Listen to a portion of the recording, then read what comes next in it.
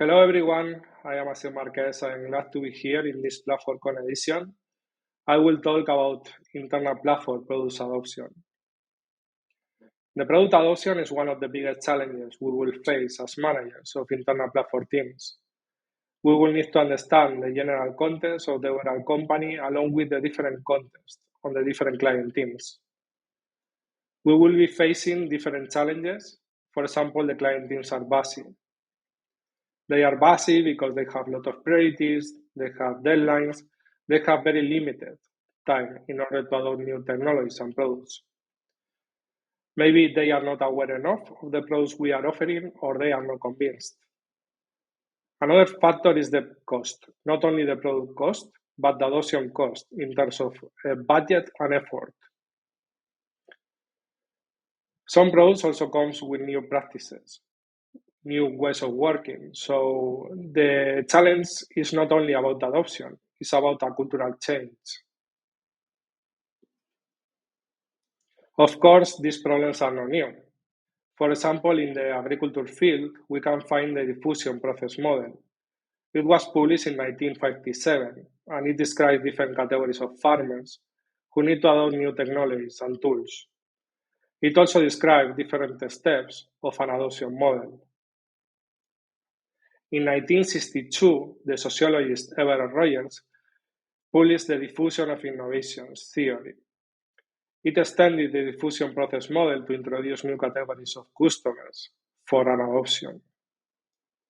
In 1991, the Crossing the Chasm book was published. It introduced the technology adoption life cycle along with the chasm. The chasm is the distance between the early adopter customers and the late majority we want to reach. We will use these models as a reference, but still we need to adapt our plans to our context. It is not the same in a small company than a big company with several teams in different clusters. In some cases, we need to simplify our plans. In others, we need to be more exhaustive. So, in order to prepare our plan, the first thing we need to do is assess the context. We need to ensure that this is the right moment in order to introduce a new product. We also need to know who are our early adopters. Then we can start the awareness stage. In this stage, we need to communicate the product value and vision. In order to do so, we need to ensure we use the right communication channels. For example, in a company where we have a lot of meetings, scheduling a new meeting probably is not the best approach in order to capture the attention. When we ensure the right communication channels, we can start working with the early adopters. In the interest stage, we probably want to introduce trials. Trials are temporal and have different configurations and environments than the production and development environments. We don't want the customers, the engineers, be worried about breaking things in their environments. Another aspect to consider is that in optional adoptions, the ending of the trial doesn't ensure the final adoption of our product. So this comes with an extra cost that we need to estimate in our adoption plan budget. When we start the proper adoption, we can follow different approaches. The most ideal scenario is having a self-service adoption with a self-service product. But in some cases, we probably are not still there. We need first to iterate the product before investing in an abstraction layer to make it self-service. So in some cases, we can fall in the temptation of being the internal platform teams, the ones who adopt directly the product in the client teams. This will generate a dependency with the internal platform team. Of course, we can have intermediate approaches, like, for example, setting a temporal collaboration between the two teams. Another approach is assigning a champion or ambassador role in client teams. But we need to ensure that not always the same people is assuming this role in order to avoid dependencies with them. Another aspect to consider is the world product model. It was introduced in the Crossing the Chasm book, and it describes, or the idea is, to envelop the product with different features and services to make it easier to client teams to adopt the product and give them more confidence, more sensation of maturity.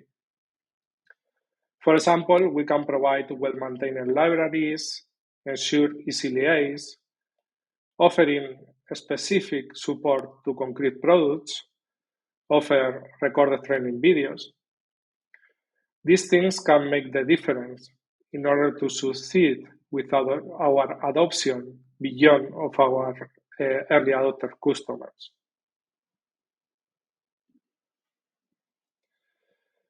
One important aspect to consider in our plans is the adoption ending. Ideally, an adoption ends successfully when it is completed. But in some cases, we can be forced to terminate our adoption before reaching that scenario. Despite the different items that can impact our plans, the point is to be prepared. For example, we can include a reversion strategy. It can take days, years, it can be hard, but at least we are prepared. Another important point is to face these situations with a learning approach instead of a failure mindset. These situations come with lessons that allow us not only to improve our adoption process, but other processes like our product management process. The last part of this talk is about metrics. Metrics are fundamental, but we should take some things in consideration. Our clients are internal, so we will come with a smaller customer group than a product that is offered to the general public. The challenge is make conclusions only with automated data. We should look for another inputs of information, even if they are subjective. Also, the tendency sometimes is more important than the precision of the data. So we will need to be pragmatic when we are designing the implementation of the metrics and iterate.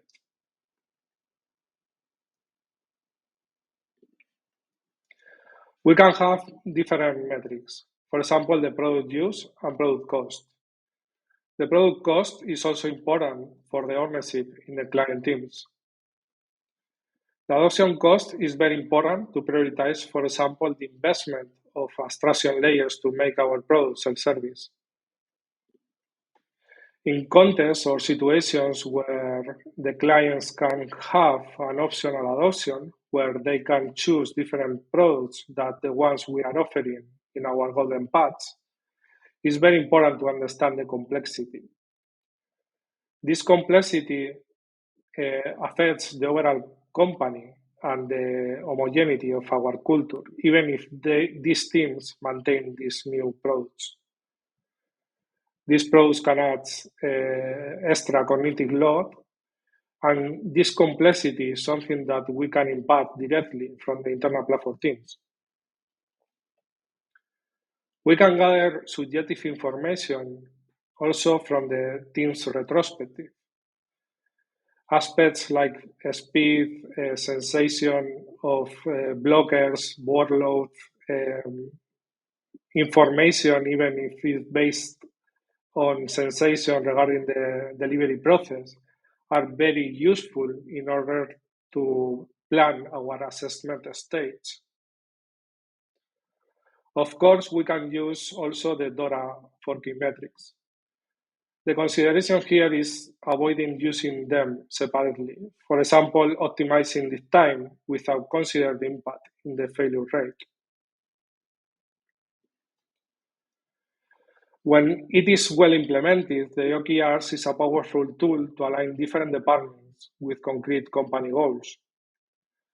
If we align the description of our OKRs with company challenges, we can influence not only the interest and awareness states, but also the priorities in the client teams.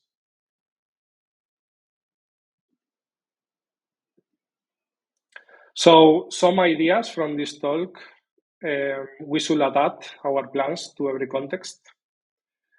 We should add more features, more services that make it easier to client teams to adopt our products and give them more confidence. The adoption can fail and we should be prepared and learn from the lessons that comes with that situations.